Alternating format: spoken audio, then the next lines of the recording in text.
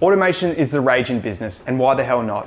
Absolutely, you should be automating where possible to increase efficiency, but nobody really talks about the parts you shouldn't.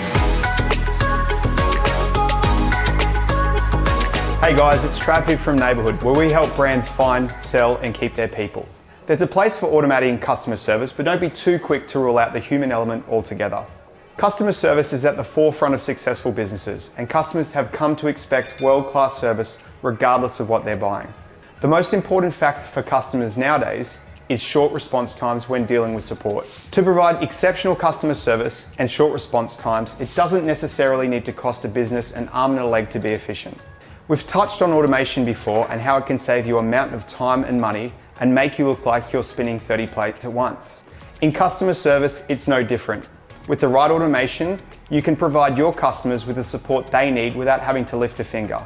But that's not always how things play out. If you don't want to accidentally create more work for yourself and your customer, then listen up. The do's. Do use it for categorizing inquiries to gain more context. We're big fans of live chat and chatbots as a part of your customer service strategy.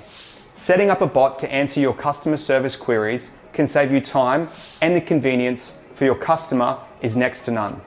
If certain departments look after certain queries, rather than heading to a central inbox and your team can make contact to ask more questions, set up that chatbot to ask those questions for you. Based on their answer, you can connect them with the right person in the right department and go into that conversation with clear context. Do. Sending follow-up emails and communication. Once you've solved the user's issue, a well-timed follow-up email to check in to see if the issue resolved, or a transcript of your support session can show you're serious about helping them. Set up automation to follow up a support issue within 24 hours of it closing to ensure everything has been done to help and there is no frustrations or pain points left unanswered. There is nothing worse than having part of your question answered and the support team completely tapping out. Do. Have your automation answer questions where possible. If you have a knowledge base or FAQ, then set up your chatbot or forms to the user to suggest articles to read.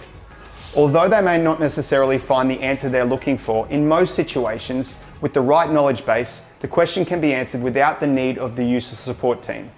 An important part to note is to ensure that regardless if they find an answer or not with the automated chatbot, that they have the opportunity to be linked directly with a member of your support team. Do. Automate your Net Promoter Scores for responses both positive and negative. Net Promoter Scores are a way of tracking how customers are feeling each month or quarter. This is especially important for long-term relationships, but they work equally as well for one-off sales.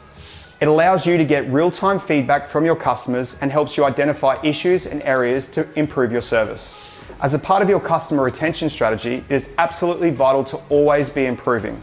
If you don't already collect Net Promoter Scores from your customers, then we've got a trick on getting more customer reviews that you'll absolutely love. Do. Collect the user's information right off the bat. If your team are too busy, away from their desks, or it's outside of office hours, you need a way to get in contact with that customer. The very first step in a customer contacting support through a form, live chat, or over the phone should involve you collecting their name so that you can address them personally, and their email address so that if you get disconnected, you can still contact them again.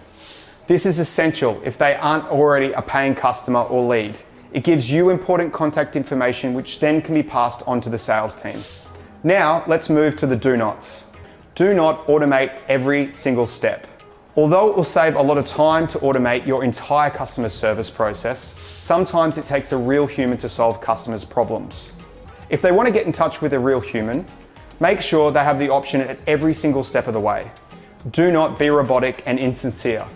People will know when they're talking to a robot, and that is completely fine in most situations. But if as part of your process there is a robot trying to be sincere and understanding, there's a risk of it sounding patronizing. Imagine a funeral home having a robot say, "We're very sorry for your loss," when you rang them. It wouldn't be sincere and the customer would see straight through it. The same thing with, "I bet that's frustrating, I understand," coming from your chatbot. You sit there thinking, do you actually understand, robot? If you're going to set up automated services, ensure they are properly sincere and aren't trivializing people's issues at all.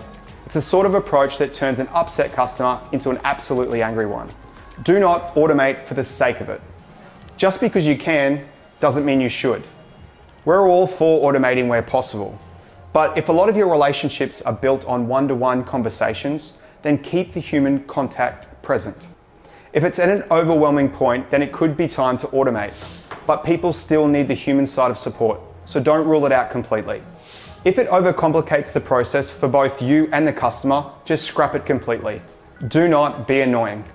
If it would be annoying if a person did it, don't make your automation do it. The whole point of automation is to ensure the process is quick, hassle-free, and simple for both you and the customer. If it would be annoying to be transferred to multiple people asking the same question over and over again, chances are it'd be annoying if your chatbot did it as well. So don't make the automation send customers here, there, and everywhere. Delivering world-class customer service is now expected of businesses. So if there is a way to simplify and automate the process, then we're on board. When automating customer service, if there is just one thing you take away from these do's and don'ts, let it be that the customer should always be front of mind. If automating makes it frustrating and hard to get real answers, then find a solution in your automation or speak to us for advice on how to automate your processes. If you found this video helpful, then feel free to share it with someone that you know that needs a hand with automating their customer service. You can also subscribe to our blog where you'll find a bunch of tools, tips, templates to help you find, sell, and keep your people just like Neighbourhood does. And that's it from me. Happy servicing.